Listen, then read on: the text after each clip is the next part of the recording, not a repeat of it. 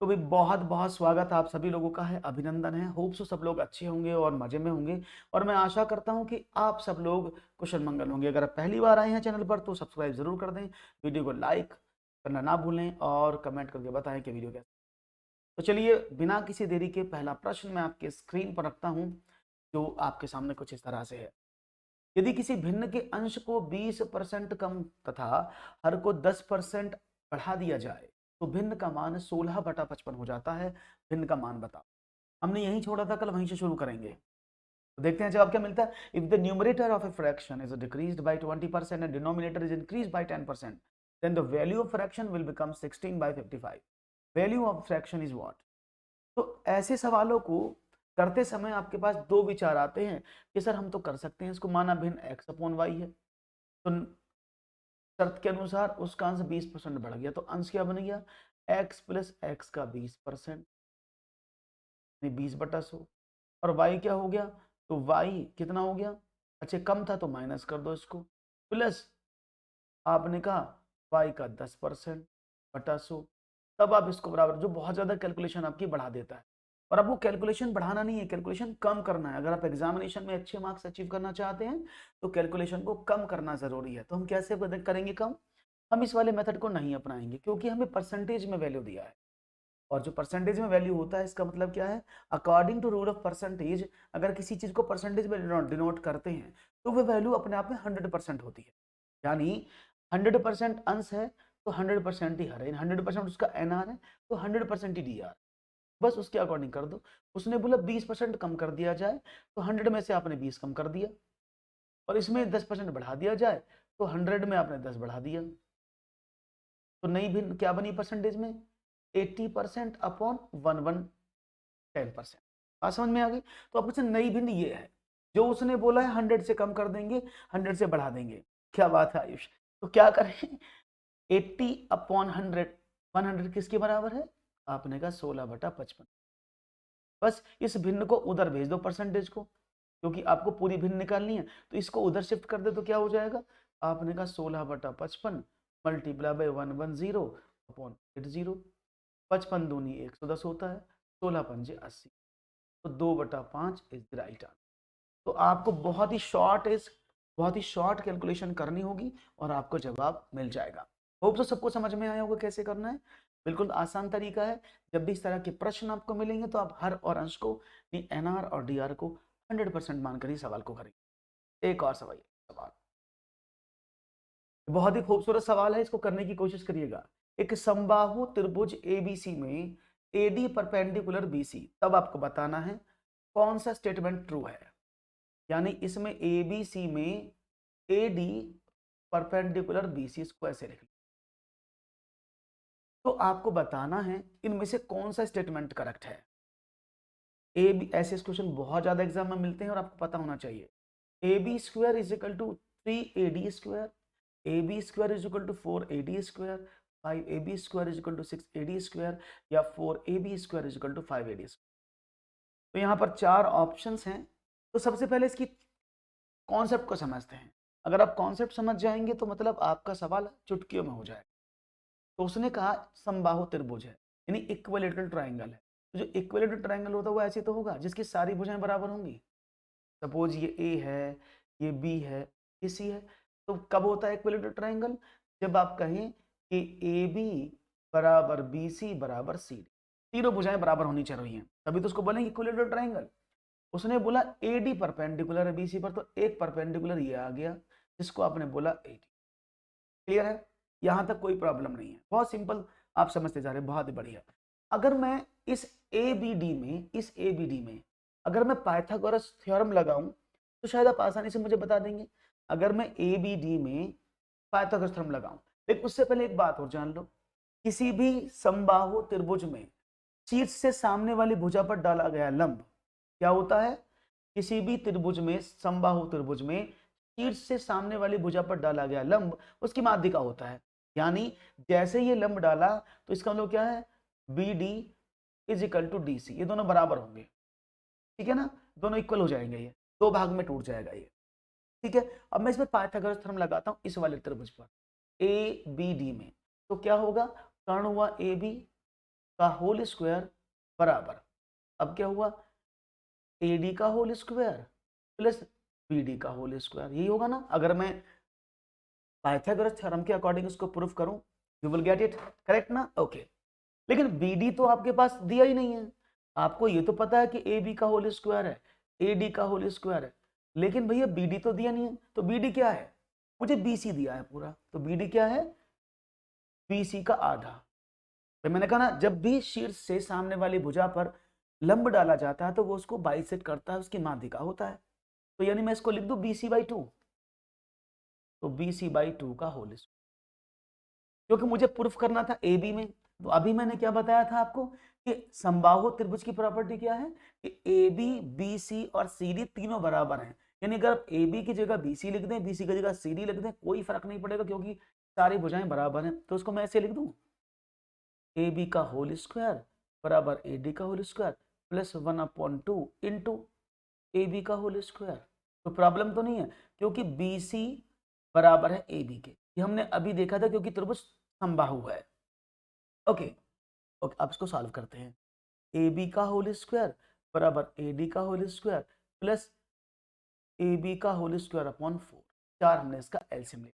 तो क्या बना, ये बना AB का स्क्वायर प्लस 4, इसका जब एलसीएम लिया तो 4AD का होल स्क्वायर प्लस AB का स्क्वायर।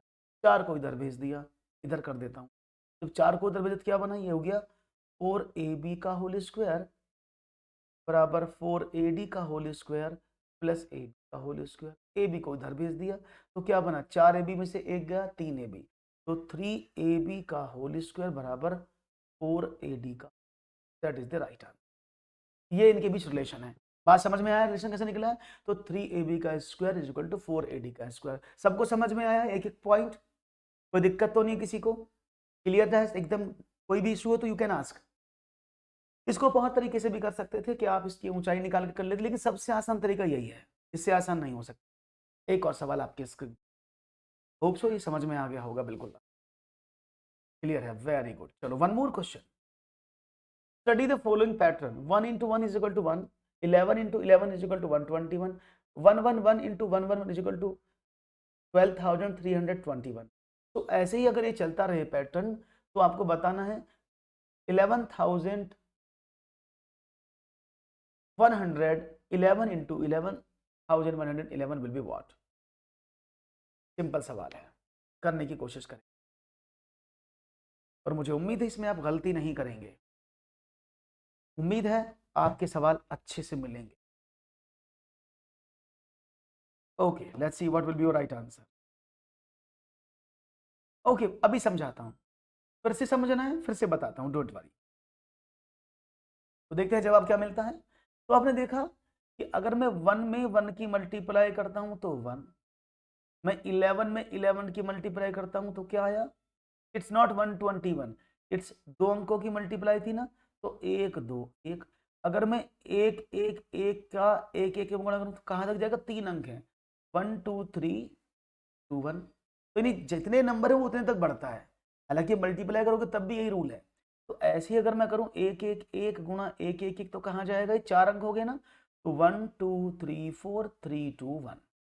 उसने क्या दिए, 5 नंबर दिए, तो 1 2 3 4 5 मल्टीप्लाई 1 2 3 4 5, तो क्या हो जाएगा 1 2 3 4 5 4 3 2 1। That is the right answer.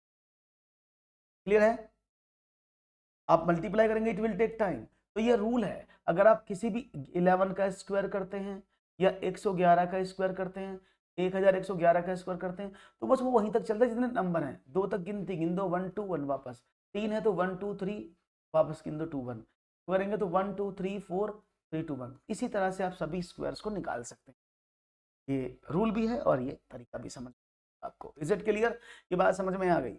Okay, बहुत बढ़िया, वेरी गुड।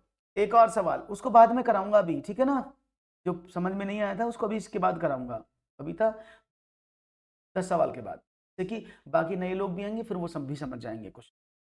एक और क्वेश्चन है, एक वर्ग का परिमाप 4a + 8 इकाई है, तो उसका क्षेत्रफल क्या होगा। The perimeter of A square is 4a + 8 units, then its area will be what? A square plus 4a plus 4 square unit, 10a square minus a minus 8, a plus 2a square plus 4 is equal square unit, या 4a square plus 4a minus 4। तो समझने की कोशिश करेंगे और जानेंगे आपका जवाब क्या मिलेगा। एक वर्ग का परिमाप आपके सामने दिया हुआ है। वर्ग तो आप सभी जानते हैं, एक ऐसी आइडेंटिटी होता है जिसको बोलते हैं एस, जिसकी सारी भुजाएं बराबर होती हैं। और शायद आपको पता भी है, अगर मैं वर्ग का परिमाप करूं तो वो क्या होता है, 4a होता है, 4 गुणा भुजा, है ना, 4 गुणा भुजा होता है ना। तो आपने कहा ओके, यानी 4a इज इक्वल टू क्या है, 4a प्लस 8 है। तो अगर मैं a का वैल्यू निकालूं तो मतलब क्या हो जाएगा, आपने कहा 4a प्लस 8 अपॉन 4। अब 4 ऊपर से हमने कॉमन निकाल दिया, तो a प्लस 2 अपॉन 4 से 4 कट गया। तो इस वर्ग की भुजा कितनी आई, a प्लस 2। अब उसने बोला इसका क्षेत्रफल बताओ। क्षेत्रफल क्या होता है, इट इज ए स्क्वायर, ए का वैल्यू तो आपको पता है, क्या करें, a प्लस 2 का होल, और ये क्या होता है, A square plus B square plus 2ab। That is the right answer. Clear, बहुत बढ़िया, बहुत ही खूबसूरती से जवाब दिया है आपने, very nice answer. That is option number A, यानी एकदम करेक्ट आंसर आपकी तरफ से आया। बहुत ही खूबसूरती से आप लोग जवाब देते जा रहे हैं, बहुत ही अनोखा अंदाज, अच्छे से जवाब मिल रहे हैं। मुझे बहुत खुशी हो रही है कि आपके जवाब इतने खूबसूरत से आ रहे हैं। एक और प्रश्न रखता हूं आपके समक्ष, देखता हूं एक और प्रश्न का जवाब कितने अच्छी तरीके से आप देने की। बहुत ही सिंपल सवाल है, 8648 minus 7652 is equal to question mark, this is question mark, और आपको बताना है मल्टीप्लाई बाई 40 का मान क्या होगा। तो देखते हैं आपका जवाब हमें इसकी क्या मिलेगा, कौन सा सवाल है। और 8648 minus 7652 is equal to question mark multiply by 40 is what. Simple multiply और डिवाइडेशन है, आप देखेंगे क्या मिलेगा इसका आंसर। तो देखो, अगर मैं आपसे एक बात कहूँ सीधी सीधी, सवाल में कोई घबराने की बात नहीं, ना ही इतना खतरनाक सवाल है, इजी सवाल भी दिया है, क्योंकि पहले सवाल 3-4 थोड़े से हाई लेवल के थे। तो क्या करें, आप सिंपल घटा लें, 8 में से 2 गया 6, 14 में से 5 गया 9, 15 में से 6 गया 9, 996 आएगा। क्लियर है, बराबर क्या हुआ, आपने का क्वेश्चन मार्क इंटू 40। तो अगर मैं क्वेश्चन मार्क का वैल्यू निकालूं तो क्या हो जाएगा, 996 अपॉन 40। अब इसको मैं यहाँ दशमलव से काट दूँ तो क्या बचेगा, 4 से कट जाएगा, 4 दूनी 8, बचा एक 19, 4 चौक 16 और 4 नाम। राइट ऑप्शन क्या होगा, 24.9, that is the right answer in option number, इनमें से कोई भी नहीं। हाँ बिल्कुल सही किया आपने, 24.9 ही आएगा। तो ऑप्शन नंबर 4 है ना इसमें, कि इनमें से कोई सा भी नहीं आएगा, है ना, वेरी नाइस। चलो, तो एक और सवाल की स्तुति आपके सामने करते हैं और जानते हैं एक और सवाल, उसका जवाब कैसे देते हैं। वेरी गुड, चलो देख लेते हैं दशमलव बेस्ड क्वेश्चन। तो चलो करने की कोशिश करो इसको भी। 683.46 माइनस 227.39 माइनस 341.85 बराबर क्या। देखते हैं जवाब क्या मिलता है। तो बेसिक क्वेश्चन है दो, इसके बाद फिर एक भारी वाला सवाल दूंगा थोड़ा सा, तो बीच में आसान, हेलो छाया और मुश्किल, दोनों तरह का लेवल यहाँ मेंटेन करके रखने की कोशिश करूंगा, जिससे कि आपको गड़बड़ या गलती के चांसेस आपके पास ना रहें। तो देखते हैं जवाब क्या मिलता है। ये पॉइंट लगा भी सब में, ऐसे रख लेना, ये पॉइंट है बीच में, कभी आप सोचे पॉइंट तो दिख ही नहीं रहा, दिस इज पॉइंट। ओके, तो करें सवाल। देखो ऐसे सवाल करने में मुझे कोई दिक्कत तो लगती नहीं है, क्या करेंगे, ये तो प्लस की टर्म है, इसको तो ऐसे लिख दिया आपने, 683.46 माइनस, क्योंकि दोनों नेगेटिव है, दोनों को जोड़ दें तो 9 और 5 14 का, 4 का लगा 1, 8 3 11 और 1 12, हासिल लगा 1, 1 और 7 8 और 1 9, 4 और 2 6 और 4 3 और 2 5, ये आपके सामने आया। अब घटा दें, इसमें क्या आया, आपने कहा सिंपल घटाना ही तो था, 6 में से 4 गए 2, 4 में से 2 गए 2, 13 में से 9 गए 4, 7 में से 6 गए 1 1 और दशमलव 2 अंक बाद कितना हुआ 114.2। सिर्फ दशमलव को मान के लिए हैं। कोई बात नहीं है, इज इट क्लियर? नहीं, बहुत आसान था, इसको आराम से कर सकते थे। वेरी गुड, ये तो बच्चों सवाल था। चलो दूसरा सवाल, इसका बताओ। क्वेश्चन आपके सामने लिखा है, ये व्यंजक जो आपके सामने लिखा है किसके बराबर है, ये आपको बताना है। You have to find out what is the equal to this one, यानी इसको अगर हम सॉल्व करें what will be the value, -1/2 square to the power -2 the power -1। इसको देखना है आप कैसे करेंगे, और बहुत आसानी से करेंगे ऐसा मुझे विश्वास है। तो एक यहाँ पर डिजिट लिखी है -1/2 whole square to the power -2 the power -2। ये क्या है, और शायद मैंने आपको बताया भी है जब मैंने आपको इंडिसेस और सर्ट्स पढ़ाए थे, यानी घातांक और करनी जब मैंने आपको पढ़ाया था, तब मैंने आपको बताया था, क्या बताया था, कि अगर हम बोलते हैं घातांक, अगर ये a है, a की पावर n तो क्या होता है a to the power n into m, यानी पावर की पावर हमेशा मल्टीप्लाई हो जाती है। इसकी भी पावर अगर मैं कर दूं p, तो ये क्या हो जाएगा a to the power n into m into p। तो सारी पावर्स की जब पावर होती है वो मल्टीप्लाई हो जाती है ना। तो कैसे करें मल्टीप्लाई, तो सेम सिचुएशन यहाँ पर है, उसने कहा -1/2 की पावर कितनी हो जाएगी, आपने कहा 2 मल्टीप्लाई बाई -2 मल्टीप्लाई बाई -1, क्योंकि पावर की सब पावर्स हैं यहाँ पर देखो, तो हमने आपस में मल्टीप्लाई कर दिया, तो ये क्या हो गया, ये हो गया -1/2 की पावर। देखो जब आपने मल्टीप्लाई की -1 की -2 में तो प्लस का 2 हो गया, प्लस की 2 में करें तो 4, यानी इसकी पावर +4 हो गई, है ना। ये भी क्लियर है। अब यहां पर क्या प्रॉब्लम आई, एक चीज और समझ लो, अगर आप माइनस की पावर इवन नंबर करते हैं तो हमेशा आंसर प्लस में आता है, और अब माइनस की पावर कोई ऑड नंबर करते हैं तो हमेशा आंसर नेगेटिव आता है। इस बात को भी याद रखिएगा कि अगर आप कोई भी इवन नंबर है, नेगेटिव नंबर है, उसकी पावर सम संख्या है तो हमेशा प्लस आंसर देगी, और कोई नेगेटिव नंबर है उसकी सम नंबर पावर ऑड संख्या है, विषम संख्या, तो हमेशा नकारात्मक नेगेटिव आंसर देगा। क्यों देगा, समझते हैं। फॉर एग्जाम्पल मैंने कहा -1/2 की पावर 2 इवन नंबर है ना, तो क्या करेंगे भाई, -1/2 गुणा -1/2, जब दोनों की आपस में गुणा हुई तो माइनस माइनस प्लस हो गया, 2 जुड़ गए ना, तो ये 1/4 हो गया। वहीं अगर मैं बोलूं इसकी पावर 3 हो तो क्या करेंगे, तो आपने कहा -1/2 गुणा -1/2 मल्टीप्लाई -1/2, इसको करेंगे तो क्या होगा, देखो इसकी गुणा इसमें तो माइनस माइनस प्लस, लेकिन जब प्लस की गुणा माइनस में होगी फिर से माइनस बन जाए, इसीलिए इसका मतलब क्या हुआ, प्लस का 1/2 की पावर 4 मीन 16, तो इसका आंसर क्या है, प्लस का 1/60। क्लियर है, हाँ इसलिए तो बता रहे हैं। क्लियर है, बात समझ में आ गई, कोई प्रॉब्लम तो नहीं है किसी को। The answer will be 1/16 not -1/16। Clear, क्योंकि यहाँ पर जब पावर 4 है, इवन नंबर है, तो इसको जब आप 4 बार गुणा करेंगे ऐसे, तो ये दोनों माइनस माइनस प्लस हो जाएंगे। क्लियर है, बात समझ में आ गई होगी। Any issue, any problem? I think कोई इशू प्रॉब्लम नहीं होना चाहिए, आपको प्रश्न समझ में आ गया होगा। बिल्कुल, बहुत बढ़िया। एक और प्रश्न है फिर आपकी स्क्रीन पर, here are one more question for you guys. 18 सही 3/11 प्लस 7 सही 1/3 प्लस 17 सही 1/6 का मान बताओ।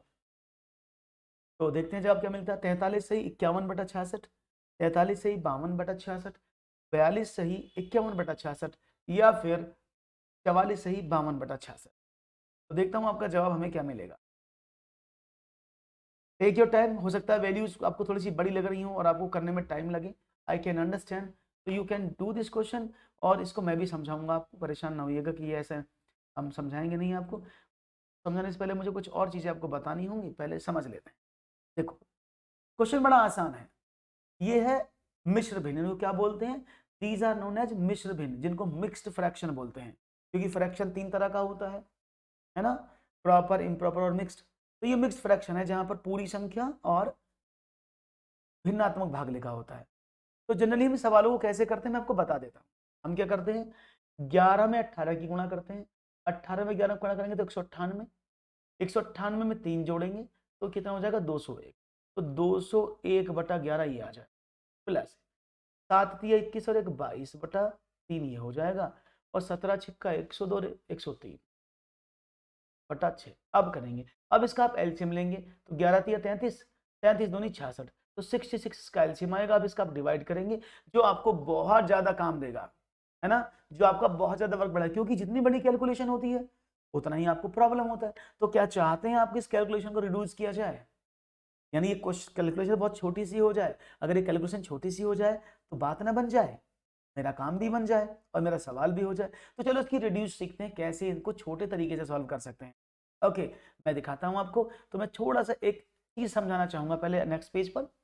अच्छा, अगर मैं आपसे ये बोलूं 2 सही 1/2, या इसको मैं 2 + 1/2 लिख दूं, कुछ अंतर है? आप मुझे बताओ, अगर मैं बोलूं 2 सही 1/2 या मैं बोलूं 2 + 1/2, कुछ डिफरेंस है? कोई डिफरेंस नहीं, क्योंकि इसका वैल्यू कितना, 2 दूनी 4 और 1 5/2। इसका वैल्यू कितना है? आपने कहा 2 दूनी 4 और 5/2, दोनों का वैल्यू बराबर है ना? अभी देखेंगे, डोंट वरी, है ना। तो यानी हम क्या समझ सकते हैं कि अगर फ्रैक्शन ऐसा लिखा है तो हम उसको ऐसे लिख सकते हैं। फॉर एग्जाम्पल मैं एक छोटा सा क्वेश्चन आपके सामने देता हूं, समझिएगा। मैंने कहा 5 सही 1/4 प्लस 3 सही 2/3 प्लस 7 सही 3/4 प्लस 2 सही 1/3। फॉर एग्जाम्पल ये लिखा है, मुझे इसको जोड़ना है। अब ध्यान से समझना, जिससे कि आपको समझ में आ जाएगी एक चीज। ओके, तो मैं इसको क्या लिख सकता हूं? आपने कहा इसको कन्वर्ट कर दो। ये जो सारे फ्रैक्शंस है, मैंने भी बताया ना, 5 से 1/4 लिखूं, या मैं इसको ऐसे लिख लूं 5 + 1/4 प्लस 3 + 2/3 प्लस 7 + 3/4 प्लस 2 + 1/3। तो भाई मैं पहले पूरे पूरे पार्ट को इधर जोड़ लेता हूं। कितना हुआ?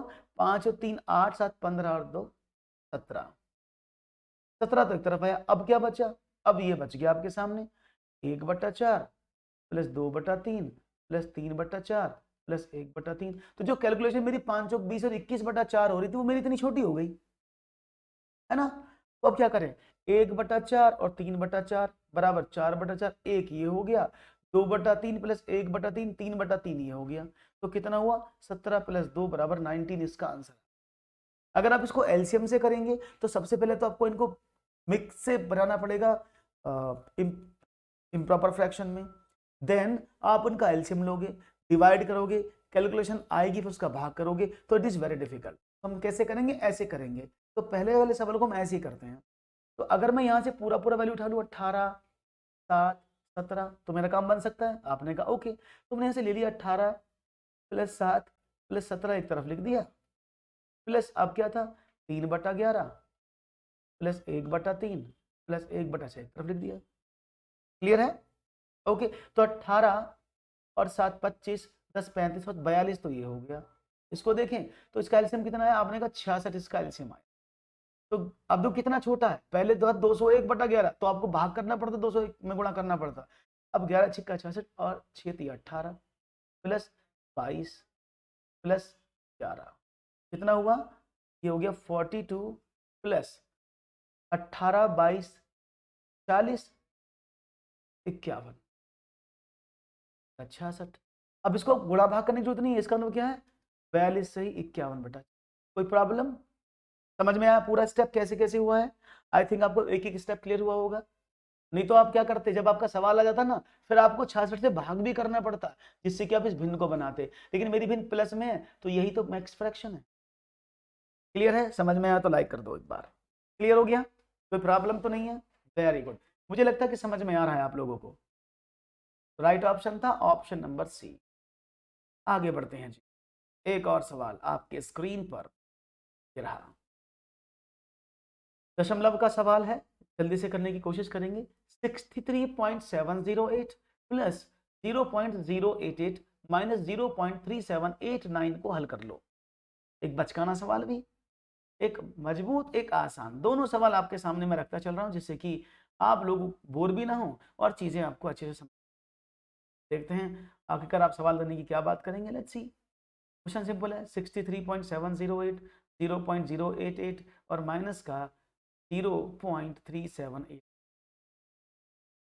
तो देखो, जब भी आप दशमलव की बात करते हैं, दो चीजों का विशेष ध्यान, आप डायरेक्ट भी कर सकते हैं क्योंकि ये दोनों प्लस में है, तो पहले इनको सॉल्व करो। बोडमास का रूल क्या कहता है, CODMAS। तो पहले आपको AN से ऐड करना, उसके बाद घटाना है।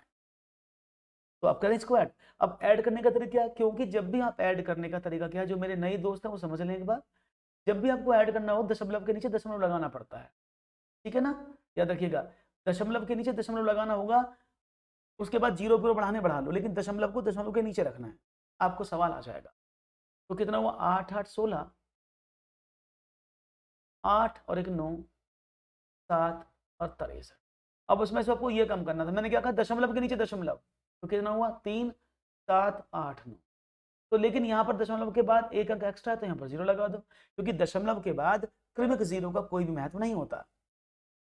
ओके, अब देखो 10 में से 9 गया 1, 15 में से 8 गए 7, 8 में से 7 1,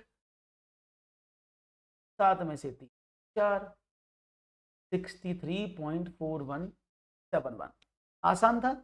ये सिर्फ इसलिए बताया क्योंकि इससे पैडागोजिकल क्वेश्चन निकल जाते हैं कि जीरो के बच्चे ने यहाँ पर जीरो लगा लिया, ऐसे सवाल दिया, इसको हल करते समय एक बालक ने यहाँ पर जीरो का प्रयोग कर दिया। तो ये क्या दर्शाता है, ये दर्शाता है कि सवाल करते समय दशमलव के बाद क्रमिक जीरो, यानी लगातार जीरो है, उसके बाद अंक नहीं है, उनका कोई भी महत्व नहीं होता, वो अर्थ निरर्थक होती हैं, इसलिए मैंने इसको बताया इस तरह से।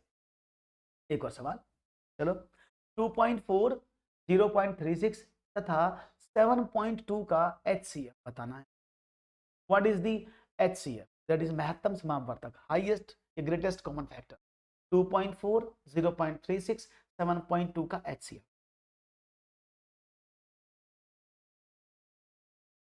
इस सवाल को करने के दो तरीके आपके सामने, इस क्वेश्चन को करने के दो तरीके आपके सामने।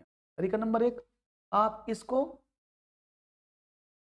2.4, 0.36 और 7.2 इसको दशमलव खत्म कर दो। तो वो कैसे करेंगे, तो मैंने सब में, क्योंकि सबसे ज्यादा दशमलव इस वाले अंक में थे, तो इसको हटाने के लिए 100 की गुणा कर दी, तो सभी में आपने 100 का मल्टीप्लाई, यू विल गेट 240, आपको मिला 36, आपको मिला 700। तो ये आपके सामने है, ठीक है, हाँ मैं समझ सकता हूँ बिल्कुल। तो ये आपके सामने आ गया, कोई प्रॉब्लम नहीं। तो अब आपको क्या निकालना, LCF निकालना है। अब एक ऐसी टर्म निकालनी है जो इन तीनों को काट दे। तो आपने कहा कि सर कट जाएगा, कोई प्रॉब्लम नहीं है, आपने कहा 12, है ना। तरीका नंबर 1, तरीका नंबर 2 भी बता दूं जिससे आप कर सकते हैं। तरीका नंबर 2 क्या, हम इसको भिन्नात्मक रूप में निकालते हैं।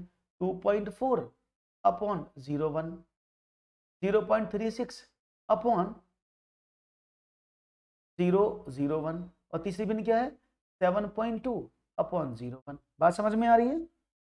तो क्या करें, आपने कहा इसका वैल्यू हो गया 24/10, इसका वैल्यू होगा 36/100, इसका वैल्यू होगा 72/। अब इनका HCF निकाल दो। और भिन्नों का HCF क्या होता है कि अगर आप फ्रैक्शन का HCF करते हैं तो क्या होता है, अंश का HCF और हर का LCF, ये तो होता है। बस पुट कर दो। अंश क्या है, आपने कहा 24, 36 और 72, और हर में क्या है 10, 100 और 10। तो इसका HCF कितना होगा, 12 3 36, तो 12 का क्या होगा, दैट इज 100। तो 12 में 100 का डिवाइड करेंगे तो 0.1। क्लियर है। Option number C is the right answer. समझ में आया। आप उससे करेंगे जो मैंने पहले बताया था, उसमें क्या आया था कि 240, 36 और तीसरा था 720। इसका HCF निकालेंगे तो 12 आएगा। तो आपने क्या काम किया, आपने इनको कन्वर्ट करने के लिए 100 की गुणा की थी, तो लास्ट में आपको 100 का भाग भी करना पड़ेगा। तो आप किसी भी तरीके से कर लें, आंसर सेम आएगा। जैसे आपको अच्छा लगे आप वैसे कर सकते हैं। आप भिन्नात्मक रूप निकाल सकते हैं या दशमलव को ऑन द स्पॉट खत्म भी कर सकते हैं। Is it clear, very good. एक और सवाल लेते हैं आपके सामने और जानते हैं एक और क्वेश्चन क्या है।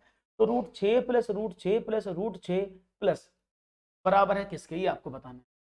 तो मुझे उम्मीद है कि इसका सवाल आसानी से देने की कोशिश करेंगे। कुछ क्वेश्चन है जिन पर आप लोगों ने आपत्ति दर्शाई थी कि सवाल दोबारा से होने चाहिए, कुछ समझ में नहीं आए थे आपको वो प्रश्न, तो उन प्रश्नों को मैं फिर से कराने की कोशिश करूंगा, ठीक है ना, जिससे कि आपको प्रॉब्लम ना हो।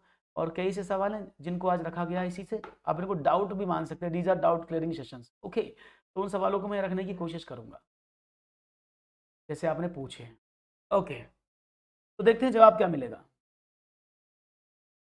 3 गुना। अब देखो सवाल क्या आया है, आपने कहा √6, ये सब पे √6 लगा, ठीक है ना। अब देखो इस सवाल को पहले मैं बेसिक से नहीं बताऊंगा, पहले आपको सिंपल बताऊंगा, फिर बेसिक से भी कराऊंगा। अगर मैं इसको बेसिक से कराऊं तो पहले बेसिक समझ लो, इसका मतलब क्या है, ये अनंत तक जा रहा है, फिर आपको शॉर्टकट भी बताऊंगा, है ना। तो क्या होता है, हम नहीं माना कि ये वैल्यू जो है x के बराबर है। समझते रहे ना सवाल को। फॉर एग्जाम्पल ट्रिक काम ना आए या आपको ट्रिक ना मिले, then how you can find out, तो आपको वो भी तो पता होना चाहिए ना, क्योंकि ट्रिक वो स्पेसिफिक चीजों के लिए है। प्लस अप टू सो, तो मैंने क्या काम किया, इसमें दोनों तरफ का स्क्वायर कर दिया। जब मैंने वर्ग किया तो ये तो हो गया x² और इसका पूरे का हो गया वर्ग। जब वर्ग हुआ तो एक वर्ग से स्क्वायर को रूट कट गया, तो क्या हो गया 6 प्लस फिर यही बचा, क्योंकि अनंत तक है तो ये चलता ही रहेगा ऐसे, आप कितनी बार भी स्क्वायर करते रहो इसका, है ना। लेकिन इसकी वैल्यू आपने अभी देखी थी x है, तो मैं पुट कर दूं तो क्या बना x² = 6 प्लस, या आप कह सकते हैं x² माइनस x माइनस का 6। यानी अब आपको ऐसे दो फैक्टर यहाँ पर लिखने हैं जिनको घटाने पर तो एक आए, क्योंकि यहाँ एक लिखा है, और मल्टीप्लाई पर 6, तो अपने का 3 और 2, तो x² माइनस का 3x माइनस का 2x माइनस का 2x, x निकला तो x माइनस का 3, 2 निकाला तो x माइनस, तो क्या बना, दैट इज x माइनस का 3 बराबर 0, या x प्लस का 2 बराबर 0। तो वैल्यू सारी पॉजिटिव है, तो इसका मतलब क्या हुआ, x बराबर 3 is the right answer, x बराबर -2 इसका आंसर नहीं। ये तो था बेसिक, क्योंकि कभी कभी ऐसा होता है कि आपको ट्रिक ना बने या आपको ऐसे डिजिट मिल जाए जहां पर ट्रिक बनती ही नहीं है, तो आपको उस समय इस चीज को याद रखना। मैं एक सवाल कराऊंगा इसके जैसा भी, डोंट वरी, है ना। लेकिन अब इसको शॉर्ट में कैसे समझे, जब भी आपको ऐसा सवाल मिल जाए जैसे यहाँ लिखा हुआ है, तो आप क्या करेंगे, आप इसमें जो नंबर दिया है वो सेम नंबर रिपीट है, तो आप क्या करेंगे, उस नंबर के दो कॉन्जुगेटिव, दो लगातार मल्टीपल ढूंढेंगे, जिन दो नंबर की लगातार गुणा करने के बाद, हाँ इसलिए बोल रहा हूं कि दो नंबर लिखे 6 6 6, तो 6 के ऐसी दो गुणांक ढूंढो जिनकी गुणा करने पर 6 आए, लेकिन लगातार होने चाहिए। जैसे मैं 6 की गुणा करता हूं तो क्या आएगा, 2 गुणा 3, 2 गुणा 3 आएगा ना। अगर मैं 6 के मल्टीप्लाई करता हूँ, 6 के फैक्टर देखता हूँ, तो वो फैक्टर कैसे होने चाहिए, वो फैक्टर ऐसे हों जो लगातार हों। तो 2 तिया 6, तो जब आपने देखा 2 तिया 6 है, तो जब आप इस सवाल को कर लें तो जो सबसे बड़ी संख्या इनमें, तो वही उसका फैक्टर होगी, वही उसका आंसर होगा 3, जैसे कि मैंने यहाँ निकाल के बताया। क्लियर है, 2 गुणा 3। अगर यहाँ पर थोड़ा सा क्वेश्चन बदल जाए उसको भी बता देता हूँ। तो मैंने क्या कहा, यहाँ पर देखने की कोशिश करिएगा सब लोग। मैंने कहा 6 को क्या लिखेंगे, 2 गुणा 3, तो ये क्या हो गया, बड़ी संख्या 3 है तो इसका आंसर 3 है। फॉर एग्जाम्पल क्वेश्चन ये ऐसे होता, 6 माइनस का √6 माइनस का √6, तो कोई प्रॉब्लम नहीं है, क्वेश्चन को ऐसे सॉल्व करेंगे। आपने क्या काम किया, इसमें आपने 2 गुणा 3 फैक्टर किए, क्योंकि बीच में माइनस है तो छोटी वाली संख्या इसका आंसर हो जाएगी। क्लियर है, वही बताऊंगा बबीता, इज इट क्लियर ना हो, यहां तक तो कोई प्रॉब्लम नहीं है, बहुत बढ़िया। फॉर एग्जाम्पल एक क्वेश्चन और आपको प्रैक्टिस के लिए देता हूं, उसको भी करने की कोशिश करेंगे। मैंने लिखा √42 प्लस √42 प्लस √42, इसका सॉल्यूशन बताओ कितना आएगा, what will the answer, what will be the answer, क्या इसका उत्तर होना चाहिए, आपने कहा बिल्कुल। तो 42 के फैक्टर किए, क्या हुआ 6 गुणा 7, तो बड़ी वैल्यू आपको लेनी है, दैट इज द आंसर। अब कंडीशन वही बताई मैंने, अगर ना बना तो क्या करोगे। फॉर एग्जाम्पल मैं आपको एक सवाल देता हूं, ठीक है ना, उसको करके बताइए, पक्का करेंगे ना। ओके, तो मैं क्वेश्चन दे रहा हूं आपके सामने, उसको करिएगा जरा, देखते हैं उसका जवाब कैसे मिलता है। मैंने लिखा क्वेश्चन इस तरह से है, 15 45 ओके चलो 45 प्लस √45 प्लस √45, इसका आंसर क्या होगा। अब यहां पर आप ट्रिक नहीं लगा सकते, अगर आपको ऐसा प्रश्न मिल जाए तो, हाँ वही बता रहा हूँ सिद्धार्थ, वो अलग तरीके हैं सबके। पहले इसको देखो, अगर डिजिट में ना बना, अब 45 है, 45 के ऐसे कोई फैक्टर नहीं जो बिल्कुल पास वाले हैं, यहाँ कोई फैक्टर नहीं है ना, जो बिल्कुल पास वाले हैं। 45 45 45, अब 9 पंजे 45 होता है, 15 × 3 = 45 होता है, लेकिन इस 45 के दो लगातार होने चाहिए, दोनों बिल्कुल लगातार हो। जैसे 6 के थे 3 × 2 × 3, जैसे आपने कहा था 42 के थे 6 × 7, तो लगातार होने चाहिए। यहाँ तो लगातार नहीं आ रहे, तब क्या करेंगे? तो मैंने बताया फिर अपने पास रामबाण इलाज है, फिर इसका कोई शॉर्टकट नहीं है। तो आप इसको क्या एज्यूम करेंगे, x के बराबर है, ठीक है। तो क्या करेंगे, x के बराबर है। तो हम ये आप जब इसको 2-4 बार कर लेंगे तो आप सीधा लिख देंगे 45 + x। मैं तो इसको सीधा लिख सकता हूँ क्योंकि मुझे पता है कि मुझे क्या करना है, क्योंकि अगर मैं इसको स्क्वायर करूंगा तो मुझे वही तो मिलेगा, x² = इसका वर्ग कर दिया, हमेशा यही होगा। तो क्या होगा 45 प्लस इसका वैल्यू कितना है x, तो हम इसको डायरेक्ट भी लिख सकते हैं x² - x - 45, क्लियर है, बराबर 0। तब आपको ये फैक्टर मेथड यानी क्वाड्रेटिक इक्वेशन ही सॉल्व करनी होगी। अब 45 के ऐसे दो फैक्टर बता दो जिनको घटाएं तो 1 आए, तो ऐसे तो शायद मुझे ना पता लगे, अब बता पाए है कोई ऐसे फैक्टर जो 1 आए, नहीं है ना। तब क्या करेंगे, तब अब इसके बाद आपको लगाएंगे श्रीधराचार्य, शायद आपको याद हो। अगर नहीं है तो फिर आगे बढ़ेंगे, श्रीधराचार्य की तरफ चलेंगे। और श्रीधराचार्य साहब क्या कहते हैं कि माइनस का b plus minus b² - 4ac/2a, ये श्रीधराचार्य जी कहते हैं, है ना। तो सब चीज बताऊंगा, डोंट वरी, एक छोड़ूंगा नहीं चीज।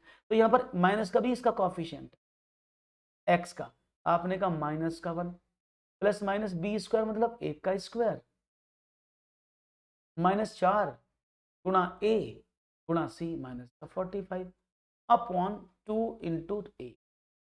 तो इसका मतलब क्या हुआ, -1 प्लस माइनस वर्गमूल में कितना हुआ 45 चौका, आपने कहा 180, 180 और एक 181, तो ये 181 हो गया बटा 2। तो इसका वैल्यू क्या बनेगा, -1 प्लस √181/2, या माइनस का प्लस, सॉरी माइनस था ना ऑलरेडी, तो प्लस कर दो, या आप कर सकते हैं 1 प्लस का √181/2, या तो प्लस हो गया ना -2। तो ये दो फैक्टर्स के निकलेंगे, ठीक है ना। तो थोड़ा सा टिपिकल हो जाता है, इसलिए आपको एग्जाम में बहुत आसान फैक्टर देता है, ये वो ऐसी संख्या देता है जो घटाकर आपको 1 दे दे, ठीक है ना। बात समझ में आ गई, कोई प्रॉब्लम तो नहीं किसी को यहाँ तक, आई थिंक कोई भी इशू नहीं होना चाहिए, वेरी नाइस।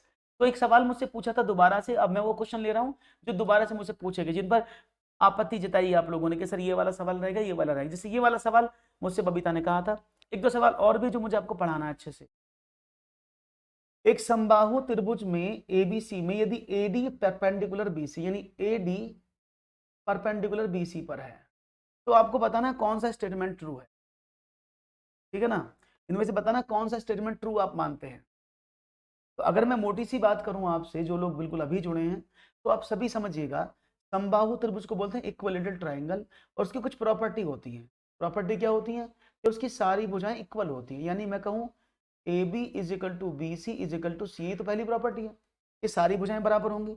दूसरी प्रॉपर्टी क्या कहती है कि इसके शीर्ष से डाला गया लंब, जो इसकी ऊंचाई है, लंब बोला ना उसने, इसके शीर्ष से डाला गया लंब किसके, समबाहु त्रिभुज के, इक्विलेटरल ट्रायंगल के, हमेशा उसकी माध्यिका होता है, यानी वो इस BC को दो भागों में तोड़ता है।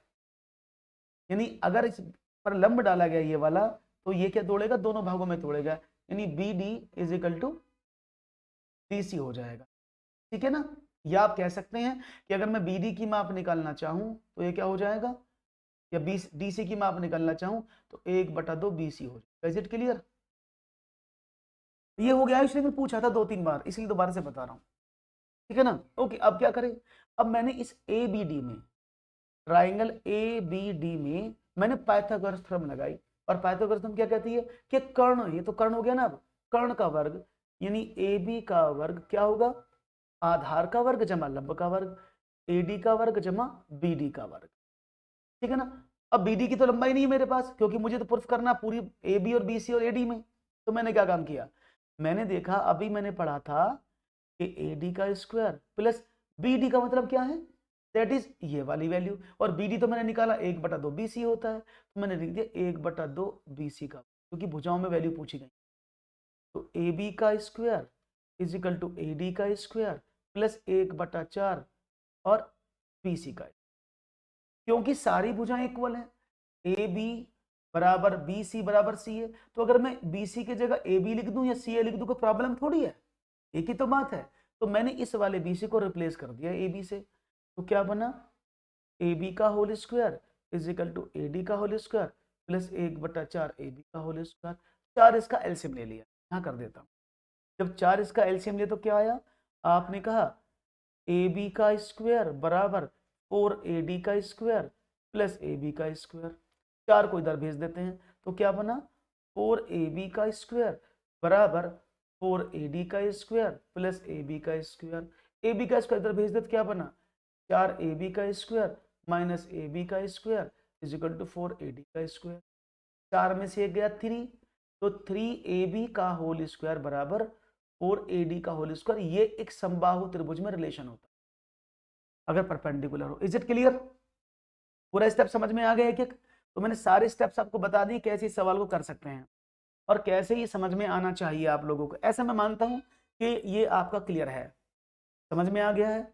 ओके, एक और सवाल, मैंने कहा ना कुछ क्वेश्चंस ऐसे जो आपको रुला के गए हैं, तो उनका रिवीजन मैं यहाँ पर आपको जरूर कराऊंगा, जिनकी आपने क्वेरी रेज की थी या कमेंट सेक्शन में दिए थे कि ये सवाल हमें नहीं समझ में आ रहा है, तो उन सवालों को मैं फिर से रखा हूं। जैसे ये सवाल आपके सामने है, संलग्न चित्र में एंगल ए का मान क्या है। सभी ने गलत किया था, ये क्वेश्चन सभी ने गलत किया था जब मैंने पूछा था आपसे प्रीवियस सेशन। संलग्न चित्र में एंगल ए का मान क्या है ये आपको बताना है। 54 डिग्री, 72 डिग्री, 36 डिग्री या 75 डिग्री। सभी लोग सोच समझ के आंसर करने की कोशिश करेंगे तो ये एक बार में समझ में आ जाएगा, ऐसा मैं लगता है मुझे, इसमें कोई गड़बड़ नहीं करेंगे आप। तो let's see what will be your right answer. 54 degree, 72 degree, 36 degree या 75 डिग्री। हाँ आयुष समझ में आ गया। 54, अलबेल सी ने कहा 54। चलिए देखते हैं अलबेल, बाकी सब लोग क्या कहते हैं। तो सबने अपने अपने विचार रखे हैं और यहाँ पर 2 ही आंसर मुझे मिल पा रहे हैं, सी। तो यहाँ पर ए, बहुत सारे बच्चों ने 36 कहा, किसी ने 54 कहा। देखो समझो, अकॉर्डिंग टू योर ओपिनियन हम मानते हैं कि अंतः खंड और त्रिज्याखंड 2 चीज होती हैं, त्रिज्याखंड और दीर्घखंड। लेकिन त्रिज्याखंड और दीर्घखंड हमेशा कब बनते हैं, वो तभी बनते हैं जब वो किसी वृत्त के अंदर होते हैं। ऐसे ये एक वृत्त के अंदर होना चाहिए था, तो ये त्रिभुज समबाहु होना चाहिए था। तो मैं मान लेता ये दीर्घखंड में बना कौन, त्रिज्याखंड का आधा होता है ना। तो ये बड़ी प्रॉब्लम है, ठीक है। तो ऐसे तो नहीं बनेगा सब, तो मैं इसको पहले बेसिक से कराऊंगा फिर शॉर्टकट बताऊंगा, ठीक है ना। समझना इस बात को। देखो जब उसने बोला है कि ये AX है, ये भी X है, ये X है, ये भी X है, तो पहले मैं अंदर वाला ट्रायंगल लेता हूं OBC। अगर मैं OBC की बात करूं तो क्या होगा, X प्लस वाई प्लस 108 बराबर 180 होना चाहिए ना भाई। X कोण ये रहा, Y ये रहा और ये रहा, तीनों कोणों का टोटल 180 होता है। तो आपने कहा ओके, तो अगर मैं X प्लस वाई कर दूं तो क्या बन जाएगा, 180 माइनस का 108, ये क्या बना 70। तो इन दोनों का टोटल 72 है, इसको मैं नोट कर लेता हूं यहाँ पे। अरे क्या बात है, बहुत बहुत शुक्रिया। क्वेश्चन तो बहुत सिंपल है, सिद्धि इसमें तो कुछ भी, बहुत आराम से देखो, बहुत बड़ा बड़ा लिखा है। ओके, अब क्या करें। अच्छा, इस बड़े वाले ट्रायंगल को लेकर ABC, ये बड़ा ट्रायंगल है ना ABC, इसको देखते हैं। तो अगर मैं ABC के कोणों को जोड़ूं तो आप सभी जानते हैं कोई भी ट्रायंगल हो, तीनों कोणों को जोड़ने पर 180 आना चाहिए। अब एंगल A का तो नहीं पता, लेकिन एंगल B का पता था। 2x थे, x और x, मैं 2x लिख दूं। एंगल C भी 2y थे, इसको भी 2y लिख दूं, बराबर 180। तो मैंने क्या काम किया, a प्लस 2 यहां से बाहर निकाला, तो x plus Y is equal to 180। x plus Y का वैल्यू आपने अभी निकाला था 72, यहाँ पर लिखा हुआ है ना। तो हमने कहा ओके, तो कर दें।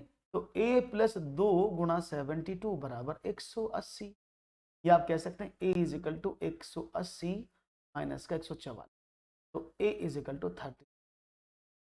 तो a का मान कितना, 36 डिग्री, है ना।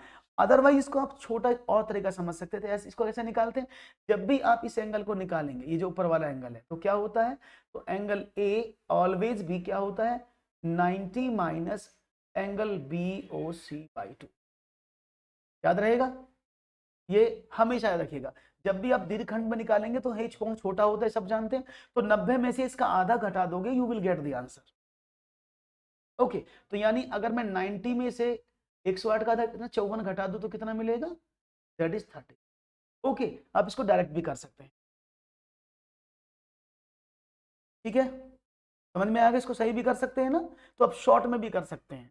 अभी क्लियर हो गया, दोनों चीजें क्लियर हो गई, वेरी गुड, बहुत बढ़िया। एक और सवाल था जो आपके लिए दुखदाई बता रहे थे आप, 10 सेंटीमीटर त्रिज्या के एक वृत्त में वृत्त की जीवा केंद्र से 6 सेंटीमीटर की दूरी पर है, जीवा की लंबाई बताओ क्या है। तो भी देख लेंगे, इसको तो आप जल्दी जल्दी से बता दोगे, इतना तो मुझे विश्वास, जो लोगों ने कर लिया वो तो समझ गए होंगे, लेकिन कुछ बच्चों ने कमेंट किया है कि वो इस सवाल को नहीं समझ पा रहे हैं, इस वजह से इस सवाल को मैंने लेने का प्रयास किया। कई सवाल ऐसे थे जिनमें आपने प्रॉब्लम्स दिखाई हैं, जो प्रॉब्लम्स आपको समझ में आई हैं, तो उन्हीं सवालों को मैं थोड़ा सा आगे पीछे करके आपको समझाने की कोशिश कर रहा हूँ। ओके, चलिए, क्रम अलग अलग है, बताने की कोशिश करेंगे। एंगल ए देखकर बी पूछे तो, हाँ तो उसका डबल हो जाएगा, बिल्कुल, अलबेल अगर एंगल बी पूछे तो उसका डबल हो जाएगा। जैसे उसने बोला पीछे वाले क्वेश्चन में 54 हमने निकाला 108 था, ऊपर करेंगे तो क्या हो जाएगा 90 plus angle A B C का आधा। तो देखते हैं जवाब क्या मिलता है। 10 सेंटीमीटर त्रिज्या के एक वृत्त में वृत्त की जीवा, ये एक वृत्त है, वृत्त भी इतना सुंदर बन गया, चलो कोई बात नहीं है। उसने बोला ये इसकी वित्रिज्या है, यहां से ऐसे, तो वृत्त की जीवा केंद्र से 6 सेंटीमीटर दूर है, ये होगी जीवा। और आप एक बात समझिएगा, जब भी वृत्त की 6 सेंटीमीटर ऊंचाई है तो वो परपेंडिकुलर हाइट होती है, और हमेशा याद रखिएगा कि वृत्त के केंद्र से किसी जीवा पर खींचा गया लंब उसको बाइसेक्ट करता है। क्या करता है, बाइसेक्ट, दो भागों में तोड़ता है। यानी अगर ये ए है, ये ओ है, ये बी है, तो क्या होगी त्रिज्या, ये आधा तोड़ देगा, ओ ए बराबर ओ बी। उसने बोला रेडियस 10 सेंटीमीटर थी, तो आपको इसकी लंबाई निकालनी है, पाइथागोरस तो आपको याद होंगे, नहीं याद है तो ट्रिपलेट याद होगा, 6 8 10 का ट्रिपलेट होता है, 10 कर्ण है, 6 भुजाएं है, तो ये 8 का हो गया। जब ये 8 का हो गया तो दोनों भुजाएं बराबर बराबर थी, तो ए ओ बराबर ओ बी, तो 8 का ये तो 8 की ये हो गई, तो टोटल कितना हुआ, 8 + 8 बराबर 16 सेंटीमीटर की वो क्या है, जीवा है, कोड है। आसान था, समझ में आया, बहुत बढ़िया। एक और प्रश्न लेते हैं भाइयों और समझते हैं इस पर आपका क्या होता है। एक क्वेश्चन ये भी था, ए तथा बी की आयु 6:5 के अनुपात में है, यदि उनकी आयु का योग 44 है तो 8 वर्ष बाद उनकी आयु का अनुपात क्या होगा।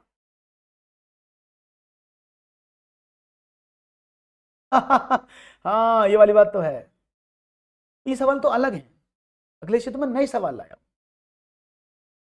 ए तथा बी की आयु 6:5 के अनुपात में है तथा इनकी आयु योग जो है वो 44 वर्ष है, 8 वर्ष बाद उनकी आयु का अनुपात क्या होगा, ये आपको बताना। The ages of A and B are in the ratio 6:5 and the sum of their ages is 44।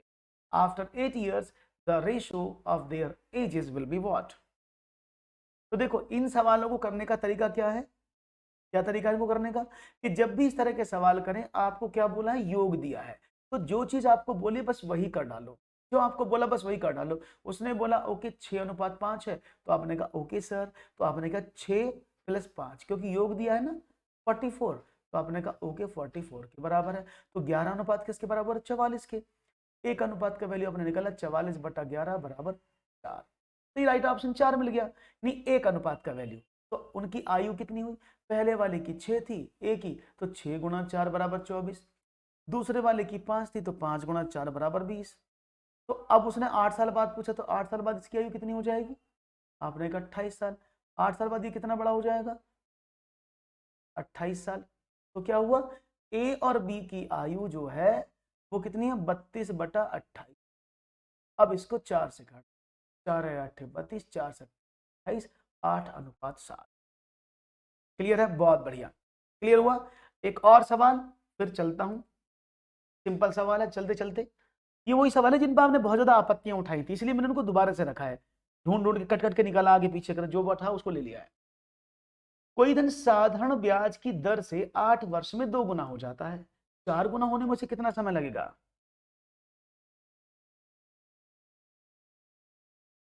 आप ये मान के चलें एमपी टेट और सी टेट के सिलेबस की अगर मैं तुलना करूं तो लगभग मैं मानूंगा 20% का डिफरेंस है, लेकिन एज पर दी करंट सिनेरियो आप कोई अंतर ना माने, आपको बहुत कुछ सेम मिलेगा। जो आप सीटेट में पढ़ रहे हैं वो एमपीटेट में भी पढ़ेंगे, और वो भी अंतर सिर्फ किसमें, कंटेंट में ही है। पेडागोगी दोनों की सेम है। अगर आपको समस्या आती है ना कि एमपीटेट के लिए पढ़े कि ना पढ़े, सीटेट के लिए पढ़े कि ना पढ़े, कंटेंट में ही डिफरेंस है। पेडागोगी दोनों में बराबर चैप्टर्स हैं, ठीक है ना। तो देखते हैं जवाब क्या मिलता है। तो समझो, कोई धन साधारण ब्याज की दर से 8 वर्ष में कितना हो गया, दुगना हो गया। यानी अगर मेरे पास 100% धन था, सही से समझना, मैं इसमें फॉर्मूला यूज नहीं कर रहा हूं, मेरे पास 100% धन था, तो वो 8 साल में कितना हो गया, 200% बन गया। तो मुझे ब्याज कितना मिला, 8 साल में मिलने वाला ब्याज 100% हुआ ना। तो नहीं, हर 8 साल में आपको 100% ब्याज मिलता है। यानी क्या कहता है सिंपल इंटरेस्ट, आपको प्रत्येक वर्ष सेम ब्याज मिलता है। तो 8 100 में मिलता है।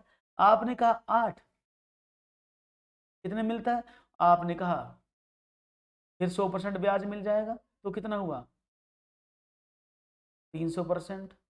फिर आपने देखा 8 वर्ष में, अगले 8 वर्ष में क्या हो जाएगा, आपने कहा 100 जोड़ दिया, क्योंकि हर 8 साल बाद 100% ब्याज जुड़ रहा है। तो 400% ही तो करना चाहता था, 100% का 400%। ठीक है ना, बात समझ में आ गई, कोई प्रॉब्लम तो नहीं है। और मुझे लगता है आपको क्वेश्चन भी बहुत अच्छे से समझ में आए होंगे, और काफी अच्छे बेहतरीन क्वेश्चंस को कराने का मैंने प्रयास किया है, और उम्मीद करता हूँ ये सेशन आपको बहुत अच्छे से समझ में आया होगा। तो भाई आज के लिए इतना ही। अगर सवाल अच्छे लगे हो तो वीडियो को लाइक करके चैनल को सब्सक्राइब कर घंटी जरूर बजा देना, जिससे कि नोटिफिकेशन आपसे मिस ना हो। तो चलो मुलाकात करते हैं नेक्स्ट सेशन में, तब तक के लिए दीजिएगा इजाजत। Thank you. Don't forget to subscribe our